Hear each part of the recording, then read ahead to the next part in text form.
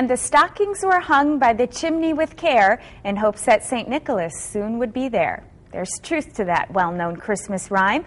Tomorrow night, families all over will hang their stockings, or in some cultural traditions, wooden shoes, in time for the annual visit from St. Nick. On Monday morning, they will wake up to find those stockings or shoes filled with small gifts or candy. Now, this is a tradition followed in areas with high Catholic populations, and that includes right here in Northeast Wisconsin. Tim Brum, the manager of the Education Department at Heritage Hill State Historical Park in Alloway, has more on who St. Nick is and why he is observed by many every year.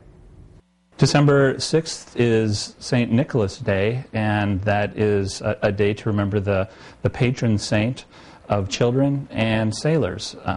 St. Nicholas was the bishop of Myrna, which is located in present-day Turkey back in the 300s AD.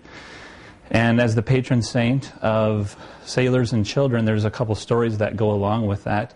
As the patron saint of children, the legend is that Nicholas wanted to provide a dowry for the daughters of some of the poorer people of the community, and he would drop gold coins down the chimney, and people weren't sure that was coming from a certain individual then. Noticed one day, stayed up at night and watched him drop those coins down and identified him with that. So anytime anybody would come into wealth, they might attribute that to St. Nicholas. Also for sailors, it's reported that one time off of the coast of Turkey there was a storm and some sailors prayed to St. Nicholas.